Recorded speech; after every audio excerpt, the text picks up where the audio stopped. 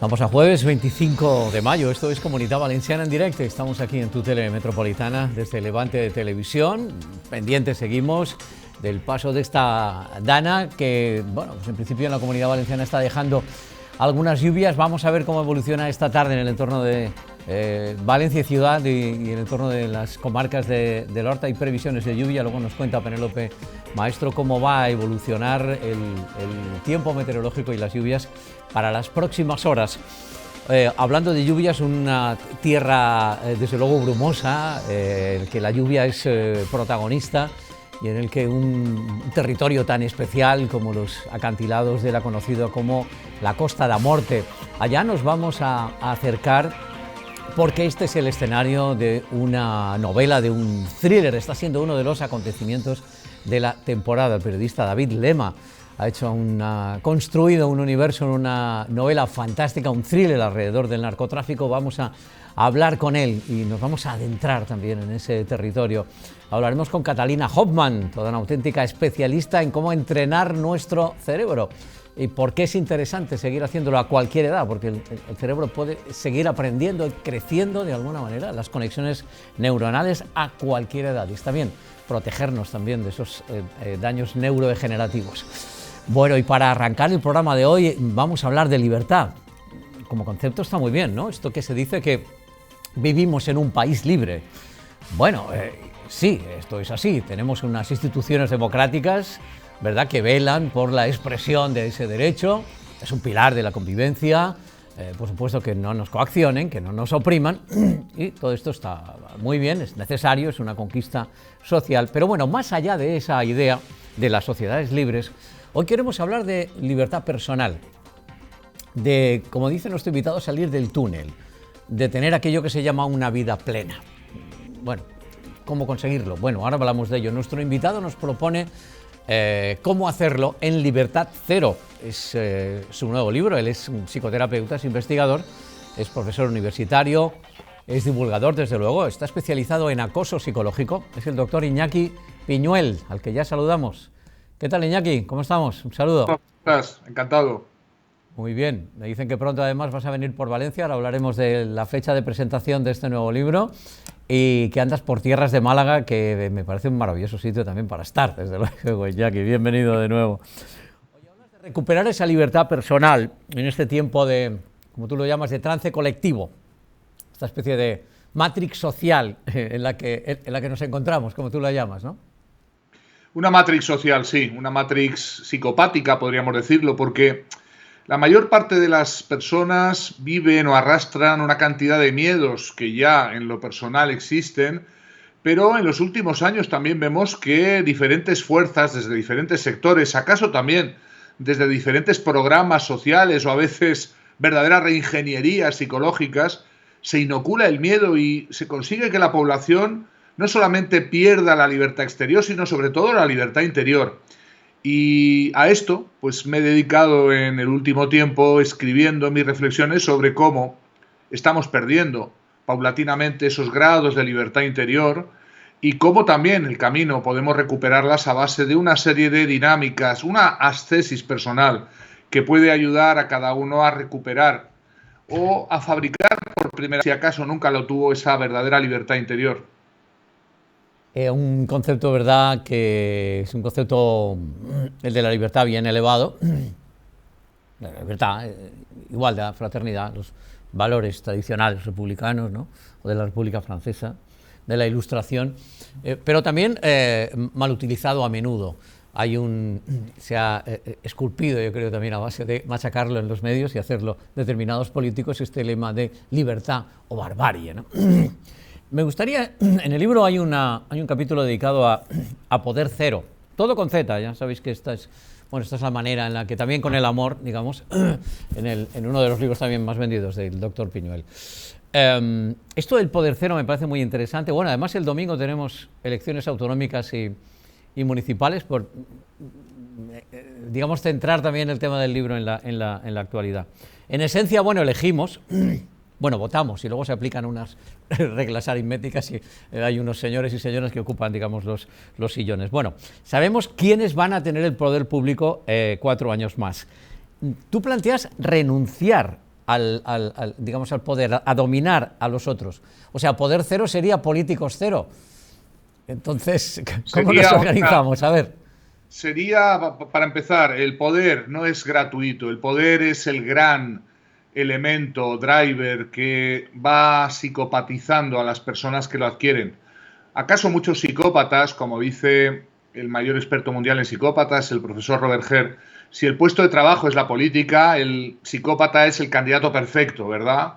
Por tanto, ese viejo atractor que es para los psicópatas la política no es nada nuevo. Pero lo que hemos descubierto es que se puede también alcanzar esa condición psicopática a base de progresivamente socializar a alguien en el mal.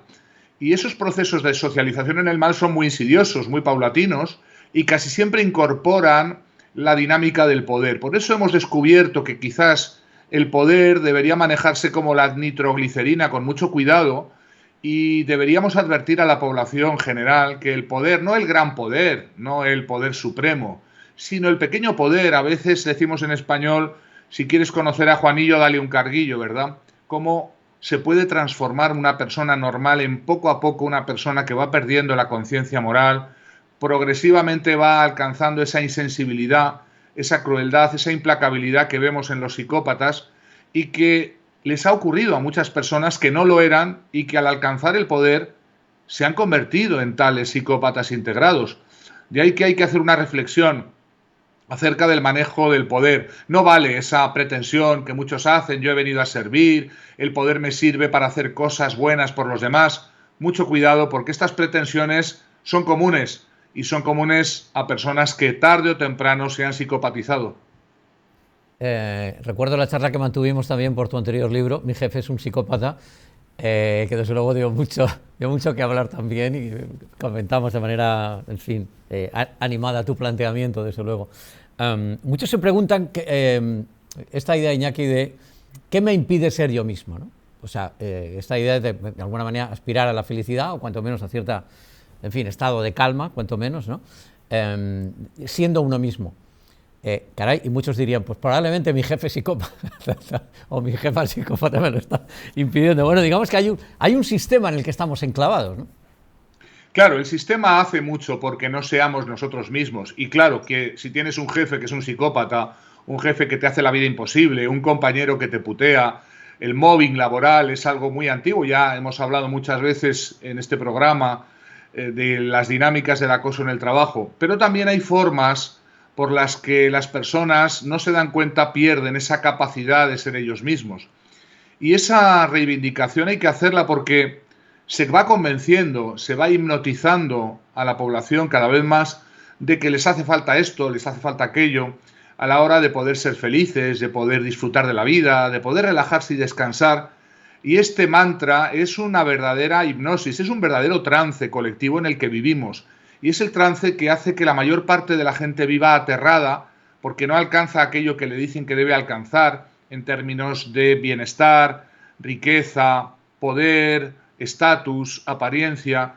Y los psicólogos sabemos muy bien que el ser humano no sufre tanto de cosas que ocurren fuera de él como de cosas que interpreta dentro de él, y por tanto es importante hacer un reencuadre, una verdadera reestructuración cognitiva, personal, de todas esas cosas que nos han vendido, con las que hemos sido hipnotizados, con las que nos mantenemos en ese trance de querer ser otros, querer cambiar, querer alcanzar otra situación, y mientras no somos otros, no alcanzamos esa otra situación, odiarnos profunda y cordialmente. Y esta es la causa de la mayor parte de las ansiedades, los malestares, las somatizaciones, el hecho de que se nos ha convencido de querer ser diferentes, de querer alcanzar otra cosa, de querer cambiar incluso. El cambio es enemigo de la autoestima en el momento presente. Y por eso pues hay que verdaderamente desprogramar a la población uno a uno. Y esa desprogramación requiere una ascesis, requiere una disciplina, requiere ir contracorriente, Chimo. Requiere que las personas que puedan darse cuenta de esa vida de mierda que llevan no sigan echándole la culpa al tendido, al sistema, al mundo exterior, que cosa obviamente existe, influye, presiona en este sentido, sino que en un determinado momento tomen las riendas de su vida, tomen el protagonismo de su vida y se atrevan por fin a ocupar el espacio interno, el espacio de lo que son, de lo que siempre han sido, de lo que siempre serán, y por tanto acepten por fin, sin querer ser distintos, sin querer ser otras personas, lo que les ha tocado en la rifa, en la lotería de la vida, y puedan cooperar absolutamente con lo inevitable. Y lo inevitable, Chimo, es que seamos cada uno de nosotros mismos. Por eso hay que cooperar, hay que hacerse amigo de uno mismo, hay que fabricar esa decisión de hacer lo bueno para nosotros a largo plazo que llamamos los psicólogos autoestima. Esa autoestima es una asignatura pendiente en una sociedad narcisista, donde cada uno se mira en el espejo de los demás, donde cada uno quiere ser otra cosa, donde cada uno sufre porque no es como le dicen que debe ser. Y esto es un veneno que hay que escupir, que hay que vomitar lo antes posible. Importante es esta idea del autoconocimiento que nos planteas, doctor, y de la autoestima, o las autoestimas, ¿no? Porque serían muchas cosas, ¿no?, lo que compone la autoestima. Nos encontramos, no sé si puedo revelar este pequeño dato personal, en tu, bueno, donde está la foto, ¿cómo se llama esto?, del WhatsApp. Bueno, pues hay una, pues todo el mundo pues pone aquí una leyenda en el Estado, no sé qué, y tú pones una frase muy célebre de Salomón, aquella que comienza Vanitas Vanitatis, ¿no? Me interesa que nos hables un poco de esta idea de has mencionado de alguna manera, esta autocomplacencia, ese narcisismo extremo en el que estamos envueltos, ¿no? Esta era de postureo a la que las redes sociales todavía exacerban mucho más en nuestro tiempo. Sería una dictadura de la apariencia, así la llamas. ¿Cuánto sufrimiento está generando esto, eh? Fíjate, Chimo, dentro de un cuarto de hora tú, yo y toda la audiencia estaremos muertos. ¿Qué quiere decir esto? Que más arriba, más abajo, unos años, unos meses, por arriba o por abajo, nuestra vida terminará. Y en ese momento, esa reflexión que no es pesimista, sino muy optimista, nos debe llevar a pensar en ese punto qué es lo que te gustaría haber hecho. Más bien lo que la gente cuenta en ese momento terrible, donde ya contemplas tu fin, está terminando tu vida. La gente no se reprocha tanto de los errores que ha podido cometer, que por supuesto pueden llevar culpabilidad y pueden haber llevado sufrimiento para otras personas. Casi siempre el mayor reproche es el no haber hecho lo que habría que haber hecho. Las cosas que hemos dejado de hacer, las cosas que hemos sufrido en vano, las cosas que nos parecían importantísimas, esenciales y nucleares y la verdad a la vista de la muerte ya no lo son. Entonces, como decían todos los antiguos monjes, hazte amigo de tu muerte para alcanzar la sabiduría y ponte mentalmente en ese momento para que ahora que todavía te queda plazo puedas adoptar esas decisiones respecto a tu vida, lo que quieres valorar, a lo que quieres darle importancia antes que sea demasiado tarde. Y por eso lo de vanitas vanitatis et omnia vanitas, que en latín quiere decir vanidad de vanidades y todo no es más que vanidad. A la vista de lo efímera que es la vida humana, lo poco que duramos, puestos en perspectiva, ¿no crees, Chimo, que deberíamos darle preferencia e importancia a otras cosas, dejar de sufrir de cosas absurdas, de elementos que son pasajeros y que no son sustanciales, y dedicarnos a lo importante? Y tanto que lo creo, doctor. Sabes que yo tengo también alma estoica. En ese sentido, claro, por supuesto que lo comparto. De filosofía estoica me estoy refiriendo, ¿no? Está, digamos, el lugar común que ha pasado, digamos, a la generalidad como lo estoico o estoicismo. Oye, que el 22 de junio, si os queréis aquí encontrar con Iñaki Piñuel a las 7 de la tarde, en un lugar muy especial como es el Palau Colomina, en la calle del Almodí, y con la presentación de Vicente Navarro, que es otro gran referente, pues ahí vas a estar presentando este libro Libertad Cero. Muy interesantes estas reflexiones y no perder de vista de vez en cuando, por supuesto, que se nos manipula, desde luego, en ese Matrix en el que estamos viviendo. Salgamos de ahí, vayamos al encuentro de nosotros mismos. Iñaki, como siempre, un placer. Gracias por acompanyar-nos. Gracias, un abrazo muy fuerte, Chimo. Ens n'anem ara a parlar-vos d'un dels actes multitudinaris que hem posat fi a un mes dedicat a la Mare de Déu. Parlem del tradicional besamans, que tot i l'amenaça de pluja va estar ple de devots a la Geperudeta. Ni el mal temps ni la vista taronja per pluges varen ser impediment perquè els més devots passaren pel tradicional besamans de la Verge. Un acte multitudinari per al qual la plaça de la Verge es va preparar per a l'arribada de milers de persones amb la intenció d'accedir a l'interior de la basílica. Desde que hemos empezado esta mañana, que eran las 7 menos 20 cuando hemos abierto la puerta, y hasta ahora, pues yo calculo que han pasado unas 16.000 personas más o menos hasta este momento. Y eso que al principio de la mañana estaba lloviendo y era menos cantidad de gente. Pero a partir de las 10:30 que ha parado ya, esto ha sido ya, conforme veis la plaza que está a tope prácticamente, y así seguiremos hasta que pase el último fiel, sea la hora que sea. El manto es un regalo de la Falla Ribera, convento Santa Clara. Y es que la falla es la ferroviaria y han cumplido 50 años y con el aniversario le han regalado un manto precioso. Y la verdad que estábamos muy contentos porque todo el mundo sale diciendo que está guapísima y felices de que venga mucha gente a verla, mucha gente. Un besamans que ha deixat de ser definitivament besamans en llaures a la prudència sanitària i que continua sent, com en els últims anys, una passada reverencial i encara que no es pot besar, es dona l'opció a passar pel mantell qualsevol rosari, foto, estampes, tot per poder estar beneïts per la nostra mareta. Muy emocionante, muy bonito, me encanta. No puedo decir otra cosa más que esto lo llevo dentro y me emociono. Es parte de mi vida. Tradiciones y la fe de mis mayores, como dice el García de Serrat. Hombre, pues son bonitas, de recordatorio de la ofrenda de la falla y otras cosas, y de la programación, del 100 aniversario y todo eso. Está muy bien. Y mi sensación es muy bonita. Me encanta que el pueblo de Valencia es muy devoto a la Madonna. Y yo como italiano me encanta todo esto. Veo que Valencia de verdad tiene mucha fe. És molt bonito. Una basílica que va romandre oberta des de les 7 del matí d'ahir dimecres fins al pas de l'últim fidel devot de la Mare de Déu que va voler participar en el tradicional besamans públic. Vamos a viajar ahora a un entorno brumoso, que huele a mar y a sal, lleno de misterio, con unos acantilados afilados, tan amenazantes como hermosos, ¿no? Un nombre que ya atemoriza. La Costa da Morte. Es un territorio forjado por el oleaje atlántico y unas vidas contra las que golpea el narcotráfico. Allí ambienta un thriller lleno de vida y de muerte, de amores y odios, sobre el que navega la droga, los capos, los narcos. Una Galicia a menudo oculta, a la que nos asomamos en Los muertos también gritan.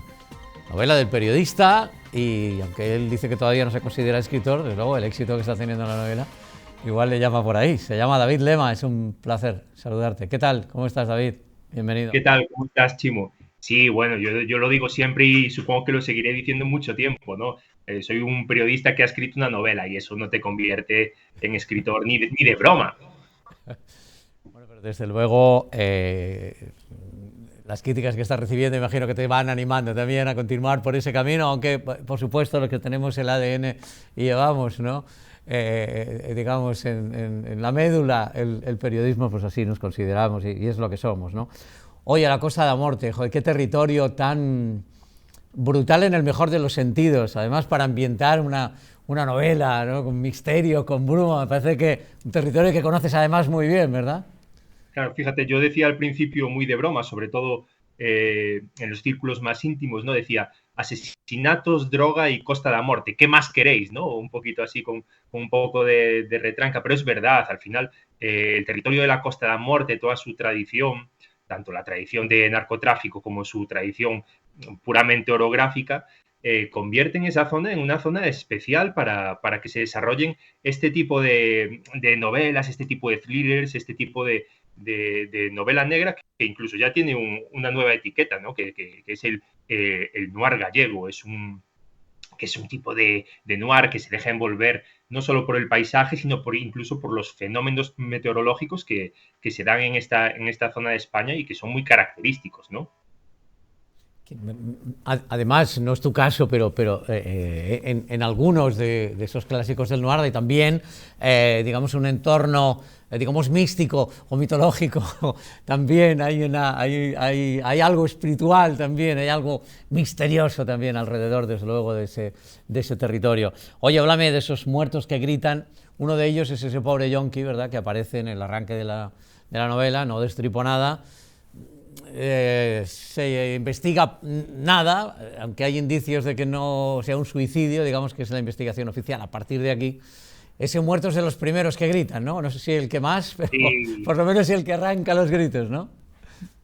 Es de los primeros que gritan, y además decías algo ahora que me parece interesantísimo, que es esa Galicia atávica, ¿no? Esa Galicia más tradicional y más profunda, incluso más rural, pero esa Galicia además en la que, por decirlo de alguna manera, somos demasiado ceremoniosos con la muerte, ¿no? Todavía no la comprendemos cuando somos pequeños, por ejemplo, y ya nos obligan a ir a velarla. Y me da la impresión de que a veces en Galicia velamos demasiado a la muerte cuando deberíamos velar un poquito más por la vida, ¿no? Pero bueno, ciñéndonos a los personajes y a la novela, pues evidentemente está este yonki que aparece muerto, que es el que da pie a que arranque la novela, pero hay muchos muertos más y que tienen muchísima más importancia, ¿no? Por ejemplo, uno de los protagonistas, que es el sargento de la Guardia Civil, Santiago Insua, dirige una operación contra el narcotráfico en la Costa da Morte para intentar acabar con el reinado de los dos señores locales de la droga, que son Castijo de Dios y Mangana, unos nombres muy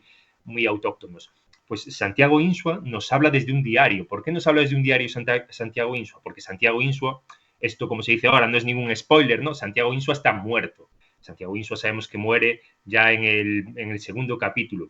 Entonces el lector sabe qué es lo que nos quiere contar Santiago Insua, qué es lo que nos está contando desde Ultratumba, sin que lo sepan el resto de personajes de la novela, ¿no? Eso le da al lector una ventaja, pero también es un inconveniente. ¿Por qué? Porque la novela se cuenta desde dos líneas. Una, la de Insua, y otra, la de la actualidad. Entonces el lector va viendo que de repente la verdad de Insua, los hechos que nos cuenta Insua, no cuadran con los hechos que nos está contando un narrador omnisciente, o en este caso la sargento Carla Traba, que es la que viene a sustituir a Insua, ¿no? Y ahí, en ese conflicto, en ese choque entre verdades y entre hechos, es donde se genera la atracción para el lector. Desde luego, esa idea que también nos ocurre en el cine cuando estamos observando, ¿no?, la verdad, mientras que los personajes están a otra cosa, ¿no? Porque tú tienes información que, por supuesto, en este caso el director de cine o de la serie, el novelista, el autor nos está dando, y que esto además sea un diario de una persona que está fallecida. Me parece un recurso literario, además uno de los hallazgos de la novela. David, enhorabuena por ello. Oye, hablamos has comentado esa Galicia atávica, esa Galicia rural, que ha convivido especialmente en los 80 y los 90 con esa industria de la droga, industria por decir de alguna manera, digamos, ese oficio delictivo, o la cantidad de oficios delictivos que hay alrededor de la droga. ¿Y cómo ha convivido durante este tiempo la Galicia rural con esto? ¿Se ha hecho cierta silencio, no sé decir si silencio cómplice, es decir, hay que estar ahí para juzgarlo, y desde luego mi posición no es para nada juzgarlo, pero algo así como, bueno, no sé bien qué pasa aquí en el vecino, yo hago mi marcha, y aquello, mira, yo no sé qué pasó, pero este muchacho, ¿por qué resulta que ahora, como te he oído citar en alguna entrevista, va con un BMW? Oye, puedo sospechar, quiere decir, hay algo de eso, no sé si tiene que ver también con esto que decimos el taraná, ¿no? O sea, con algo de la manera de ser, aunque los tópicos desde luego siempre son odiosos. Pero ¿encaja, digamos, ahí en la Galicia rural el narcotráfico también de una manera de vivir o de entender la vida? Yo creo que sí, yo creo que los tópicos son odiosos, pero los tópicos existen porque tienen una base real, ¿no? Entonces, cuando el narcotráfico ancla en Galicia en los años 80 y 90, es porque Galicia es entonces una sociedad que está muy deprimida, es una sociedad muy deprimida, tanto social como económicamente, ¿no? Entonces, fíjate qué estupidez, pero hay mucha gente que cae en la droga no porque le atraiga la delincuencia, no porque quede enganchado al consumo de drogas, sino porque simplemente ve en el narcotráfico una posible salida laboral, ¿no? Qué triste que para muchas generaciones aquello fue una una salida laboral. Y decías ahora otra idea que a mí me parece muy interesante, que es esta idea de que todo se sabe, pero nada se hace para cambiar, ¿no? Es decir, durante un tiempo todo el mundo sabía que se estaba traficando con droga en Galicia, todo el mundo sabía los desastres que estaba produciendo en la sociedad, pero nadie hacía nada para cambiar. Y ahí se pueden establecer miles de paralelismos con otras comunidades y con otros aspectos, ¿no? Por seguir hablando de tópicos, que repito que son tópicos, pero tienen el anclaje en la realidad. Pienso en Valencia, ¿no? Y pienso en esas épocas de la peor corrupción. Periodistas, políticos, ciudadanos, vecinos, sabían que existía esa corrupción que permitía, por ejemplo, a Fenol tener una especie de zoo, ¿no? en su finca, pero no pasaba nada. ¿Por qué? Porque todos querían formar parte de la fiesta, porque todos sacaban tajada de la fiesta y porque todos, increíblemente, de cierta manera, se lo pasaban muy bien en esa fiesta. Es interesante esta reflexión que nos haces, porque desde luego, y además echando para atrás, no muchos años, es cierto que había una buena parte de la sociedad cómplice, una buena parte del oficio del periodismo, bueno, cuanto menos, oye, miramos a otro lado, porque también hay mordidas de dinero público también, por decirlo así, ¿no? ¿Vale? Y en efecto todo aquello va creciendo, va generando unas redes clientelares a base de dinero, efectivamente, en este caso de dinero público, del entorno de dinero público, y hay una especie de omertá, y aquí no se dice nada, y sí, joder, tal, pero, o sea, era que si no participabas en la fiesta estabas fuera. Estabas fuera, claro, y nadie se quería quedar fuera. Y entiendo que también eso pudo pasar, ¿no? En los 80, en los 90, en los años más complicados del narcotráfico en Galicia. Las cosas como están ahora, ya le pregunto al periodista, ¿no? Bueno, y al vecino también, a la persona que vive en esa tierra. ¿Sigue existiendo? Parece que en los medios hay o menos difusión o no llegan los casos, digamos, de narcotráfico como en los momentos más candentes del asunto. ¿Sigue existiendo? ¿Sigue quedando ahí un remanente de narcos operando en la zona? Fíjate qué curioso, que yo establezco con lo que está pasando ahora una especie de paralelismo con lo que pasó antes, ¿no? Quiero decir, decimos bien porque no se le da mucho eco en los medios, que ahora no existe ese narcotráfico tan arraigado. Y fíjate que hace tan solo una semana se desarticulaba creo que era en Pontevedra, el laboratorio de cocaína más grande de toda Europa. Ya no estamos hablando a nivel gallego, a nivel nacional, no, estamos hablando de que se desarticuló el laboratorio más grande de toda Europa. Eso nos da ya una muestra de cómo sigue operando todavía el narcotráfico en Galicia. Un narcotráfico que además, por seguir metiéndolo en contexto europeo, los clanes gallegos que siguen operando, que siguen siendo clanes muy familiares y por eso cuesta mucho deshacerse de ellos, ¿no? Porque ya no estamos hablando solo de una omertá, sino de una lealtad familiar que va muchísimo, muchísimo más allá de la delincuencia. Esos clanes gallegos ahora son las organizaciones punteras de blanqueos de capitales en Europa. ¿Qué es lo que ocurre? Que ahora no mueren equipos de fútbol enteros, ¿no? por la droga, porque las diferentes generaciones que han ido llegando después de los años 80 y 90 vieron muy de cerca en familias el daño que hacía. Y aunque es verdad que se han separado, sobre todo si hablamos de eso, de lo más dañino del consumo salvaje de droga, hay mucha gente todavía y muchos clanes familiares que siguen operando. Tú puedes ir a un restaurante, tampoco vamos a decir nombres aquí, ¿no? Sobre todo porque estamos hablando de una novela de ficción, pero es verdad que los clanes siguen operando, que siguen teniendo un montón de negocios, que siguen operando, que los vecinos de ese lugar saben que esos negocios están regentados por clanes de la droga y sigue cundiendo, aunque esto sea injusto, contra quienes sí están haciendo mucho y sobre todo contra quienes sí hicieron mucho para acabar con el narcotráfico en Galicia, pero sigue cundiendo la sensación de que a veces todo se sabe y nada se hace, ¿no? Los muertos también gritan, y fijaos de qué manera, ¿no? Siguen gritando todos esos muertos, especialmente en la década de los 80 o de los 90, se llevó por delante a tantísimos y tantísimas que, bueno, empezaron a coquetear con la droga, y otra cosa es luego, además, tal vez por ahí, por el consumo también, formaron parte de las redes, digamos, clientelares también del narcotráfico. y desde luego siguen doliendo a tantísimas familias ahí en Galicia. Oye, Castijo de Dios y Mangana, vaya par de nombres de los malos, de lo malo lo peor. No sé si están basados en aquello como las telenovelas de sobremesa, en algún hecho real o en alguno de los capos reales gallegos que conocemos. No, admito que los nombres son totalmente ficcionados, son inventados y no tienen base en ninguno de los capos reales, ¿no? De hecho, en la novela hay una cuestión curiosa que te das cuenta cuando la estás construyendo, y es que los capos apenas aparecen, en el sentido de que no tienen diálogos, no se ve su vida. ¿Por qué? Porque como todos sabemos a qué nos estamos refiriendo cuando hablamos de un capo gallego, me daba la impresión de que no hacía falta, ¿no? Pero los nombres tienen un componente lingüístico que sí que me parece muy, muy relevante. Por ejemplo, Castijo de Dios, ¿no? Castijo de Dios significa castigo de Dios. Y en gallego incluso no se diría castigo de Dios, se dice castigo.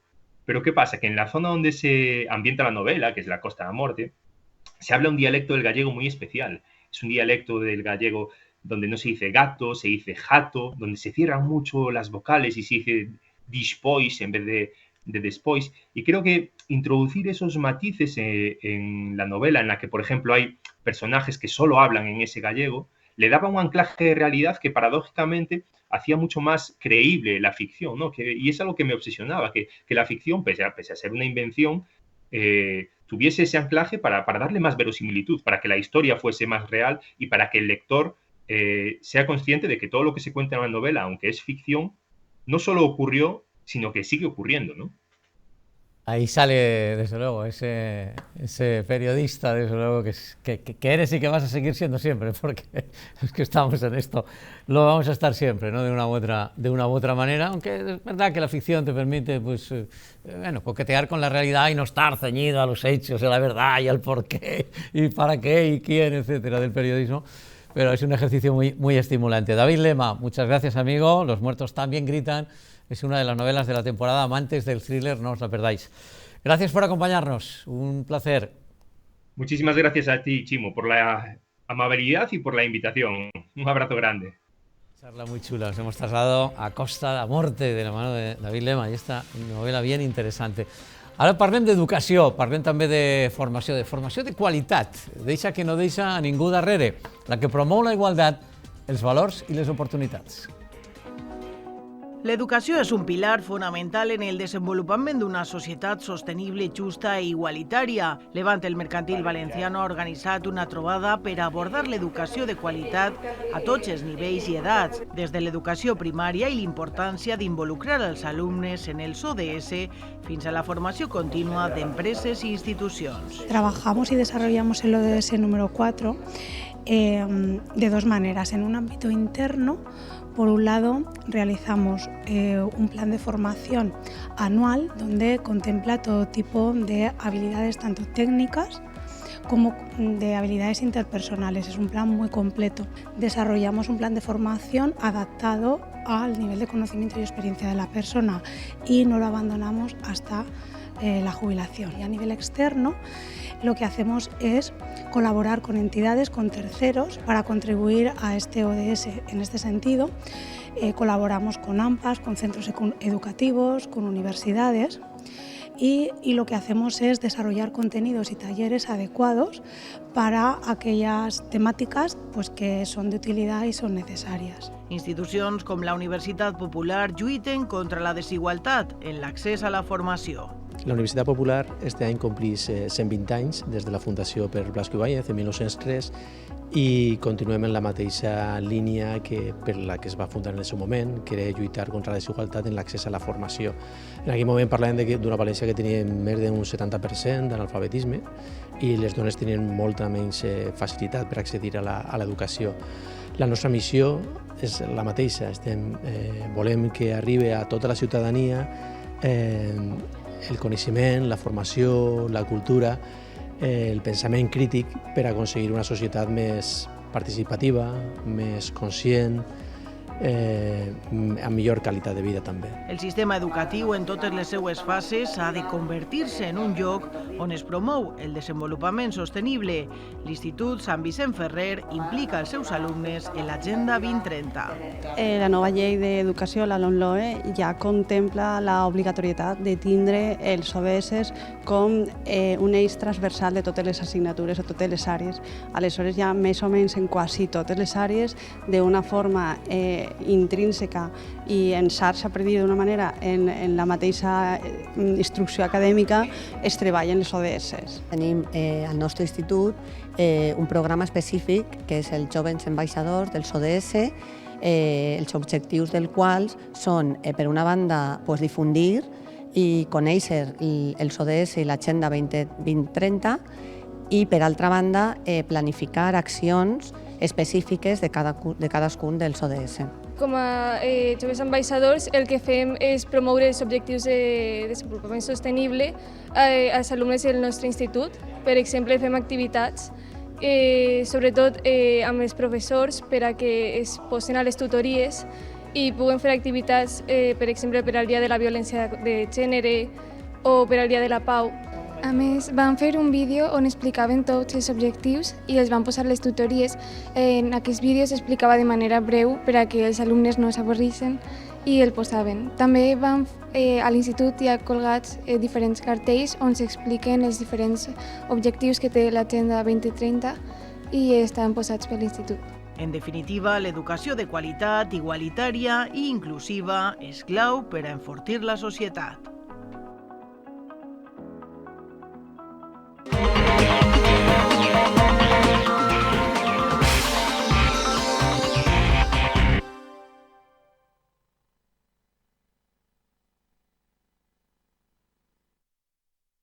Y la enfermedad, que no la puedes curar, ojalá pudiéramos, pero sí la puedes mantener, incluso puedes estimular áreas de mejora. Así que el entrenamiento cerebral tendría que estar en nuestra vida desde que somos chiquitillos, eso sería lo ideal. He leído en tu libro que, y me parece flipante, que el 70% de lo que pensamos diariamente, de los pensamientos, imagínate los miles de pensamientos que uno tiene desde que se levanta hasta que se acuesta, y dormido incluso porque está el subconsciente ahí, dale que te pego, ¿no? Exacto. El 70%, esto lo tenéis estudiado los especialistas, son negativos. Oye, ¿de qué va el cerebro? Pero vamos a ver, son automáticos. ¿Pero por qué se pone en lo peor el cerebro? A ver. Pues mira, esto me encanta porque cuando hablamos de entrenamiento cerebral estamos hablando también del cuidado de tu salud emocional. Un pensamiento va asociado a un sentimiento y ahí tienes emociones. Entonces, ¿qué es lo que pasa a nuestro cerebro? Nuestro cerebro tiene dos memorias, hay muchos tipos de memoria, pero principalmente dos. Una que se llama la memoria explícita, que es la memoria que se absorbe a través de la corteza. Esto que estoy señalando es la corteza cerebral, que es tu pensamiento consciente. Entonces, ahora mismo me estáis viendo, estáis absorbiendo alguna información que se os quedará. Pero, y aquí viene la parte súper importante, también hay, esto que estoy señalando aquí abajo, es todo lo que está por debajo de la corteza, es la zona subcortical, que es el pensamiento subconsciente. Ese pensamiento subconsciente absorbe la información a través de una memoria que se llama implícita. Por tanto, a lo largo de toda tu vida, tú vas absorbiendo información de tu entorno, de conversaciones, de cualquier tipo de estímulo que tengas y no te das cuenta. ¿Qué pasa? Que muchas veces esa información que absorbes no es sana. Esa sensación de, oye, un día no entiendo por qué me encuentro tan mal, estoy como bajón y tristón, todos esos pensamientos, cuando son negativos, el cerebro le da mucha fuerza, porque se cree que es normal. Importante, el cerebro no distingue la realidad de la ficción. Por tanto, si yo le digo a mi cerebro, estoy fatal hoy, es que voy a tener un día tremendo, tengo mucho que hacer, no me siento bien, el cerebro dice, vale, estoy fatal, me lo creo y empiezo a generar toda mi mecánica para que ese día lo tenga horriblemente mal. Así que imagínate si nos dejamos llevar por nuestros pensamientos, que son negativos y encima nos lo creemos. ¿Qué hay que hacer? Todo lo contrario. Yo tengo mi run de pensamientos negativos, estoy revuelto y me digo a mí mismo, oye, pues si estoy revuelto, no sé por qué estoy tristón, pero voy a intentar hacer algo que haga que esté menos triste. No te digo que vayamos a cambiar nuestro estado de ánimo así, pero si ya tengo la intención del cambio, mi cerebro empieza a cambiar también y por tanto mi estado de ánimo cambia. Así que todos esos pensamientos negativos que tengáis, no penséis que os tenéis que aguantar, sino trabajar para poderlos cambiar. El cerebro no olvida, el cerebro sustituye. Si yo un pensamiento negativo empiezo a trabajar un pensamiento positivo, al final, como el cerebro es muy vago, va a seleccionar el que menos energía le dé. Y es el positivo el que menos energía consume. Así que imagínate si hay magia dentro del cerebrito. Podemos utilizar a nuestro favor que el cerebro sea un vago. Vago en el sentido, utilizar los menos recursos energéticos disponibles. Y luego otra movida, pensemos que además el cerebro gobierna nuestra fisiología. Y si nos metemos en malos rollos, si nos metemos en miedos, la fisiología... Y vamos a generar también, no digo una patología, pero ojo con las... Ojo. Ayer hablábamos de la ansiedad, ayer hemos hablado muchas veces de ese distrés, de ese estrés chungo. Eso en el tiempo también podemos enfermar. Con el neurofitness, oye, ganamos todos. Cuéntame una cosa, Catalina, ya para terminar. ¿Hay manera de contactar contigo? Quiero decir, a ver, tienes podcast, hay, yo qué sé, maneras de establecer, digamos, contacto contigo más allá de los libros. Claro que sí, por supuesto en las redes sociales, me podéis encontrar en todas las redes sociales. Tengo un podcast que se llama Tu cerebro sí importa, que además os va a dar muchísimo contenido, que os va a gustar mucho porque es de todo esto, pero ya en detalle, a través de mi página web, que ahí tenéis contacto directo conmigo, así que hay muchos canales maravillosos para poderme contactar, sí. Un montón de miembros y miembras, 8.000 ya hay en tu canal. Tu cerebro sí importa, y tanto que importa, y tanto que importa. Vamos a cuidarlo para el día de mañana y además porque hacer que sea nuestro aliado, por supuesto. Claro. Gracias, Catalina, por este rato, por tu simpatía, que vaya muy bien. Gracias por acompañarnos. Un placer, encantada, Chimo. Gracias. Bueno, llega el momento de la previsión del tiempo. Estamos pendientes a ver cómo sigue evolucionando esta dana, atravesando el territorio valenciano. Vamos a ver cómo van las lluvias. Nosotros os deseamos que paséis una tarde muy feliz. Volvemos a encontrarnos mañana. Adiós.